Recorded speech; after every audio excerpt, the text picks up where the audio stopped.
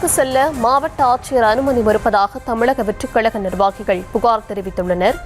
இதுவரை அனுமதிக்கப்படவில்லை என நீதிமன்றத்தில் முறையிட தமிழக வெற்றிக்கழகம் முடிவு செய்திருப்பதாகவும் தகவல் கிடைத்திருக்கிறது. விவரங்களை தர இருக்கிறார் செய்தியாளர் ஜெரி. விவரங்களை வழங்கலாம். வணக்கம். சட்டத்திற்கு புறம்பாக மாவட்ட செயலாளர் மதியழகன் காவல்துறை கைது நடவடிக்கையை மேற்கொள்வது எனவும், கரூர் செல்வதற்கு இதுவரை எங்களுக்கு அனுமதி வழங்கவில்லை எனவும், மாவட்ட ஆட்சியரை பலமுறை தொடர்பு கொண்டு இதுவரை எங்களுக்கு சரியான பதில் வரவில்லை எனவும் இது போன்ற முக்கிய குற்றச்சாட்டுகளை முன்வைத்து இன்று நீதிமன்றத்தை தமிழக வெற்றிக் கழகம் நாட இருப்பதாக தகவல் வெளியாகி இருக்கிறது. கரூரில் விஜய் பரப்புரையில் நடந்த துயர சம்பவம் ஒட்டுமொத்த தமிழ்நாட்டையும் சோகத்தில் ஆழ்த்திருக்கிறது. விஜயை பார்க்க வந்து ஏற்பட்ட கூட்ட நெரிசலில் 41 பேர் உயிரிழந்த சம்பவத்தில் போலீசார் வழக்கு பதிவு செய்து விசாரணை நடத்தி வருகின்றனர்.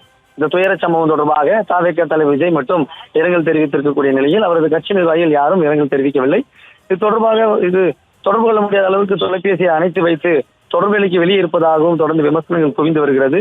இந்த சூழலில் கரூர் மாவட்ட துயர சம்பவத்தை தொடர்ந்து கரூர் மாவட்ட தாவேக மாவட்ட செயலர் மதியழகன் போலீசார் இன்று கைது செய்து கடந்த 2 நாட்களாக தலைமறைவாக இருந்த அவர் இன்று கைது செய்யப்பட்டு தனிப்படை போலீசார் அவரை விசாரணை செய்து வருகின்றனர். இந்த நிலையில் தான் பவுன்ராஜ் என்ற மற்றொரு நிர்வாகியும் கைது செய்யப்பட்டு விசாரித்து வருகின்றனர்.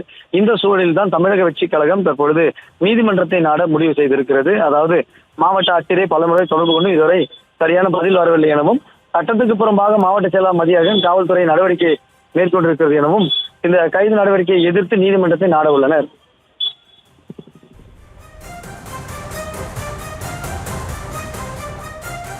விவரங்களுக்கு நன்றி.